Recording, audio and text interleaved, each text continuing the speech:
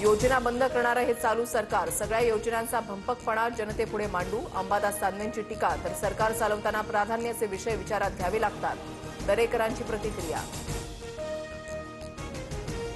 भ्रष्टाचार आणि विविध समस्यांबाबत आज मनसे आणि ठाकरेंच्या सेनेचा ठाणे पालिकेच्या मुख्यालयावर मोर्चा. शरद पवारांच्या राष्ट्रवादीचाही मोर्चाला पाठिंबा.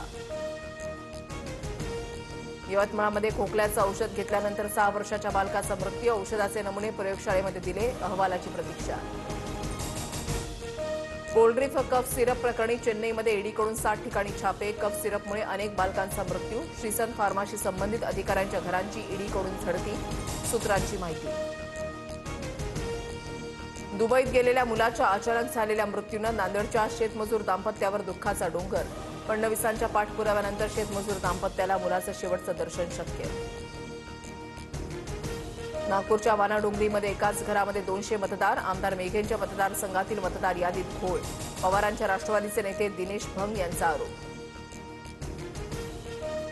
गोसेखुर्द धरणाचं बॅकवॉटर वाढल्यानं भंडाऱ्याच्या निमगावात बिकट परिस्थिती. शेतामध्ये पाणी शिरलं, ग्रामस्थांपुढे धोक्याची स्थिती निर्माण. अतिवृष्टीमुळे अहिल्यानगर जिल्ह्यामध्ये 5 महिन्यात 22 जणांचा मृत्यू, तर 5,697 घरांची पडझड. सर्वाधिक घरांचे नुकसान पाथर्डी तालुक्यामध्ये झाल्याचा अहवाल.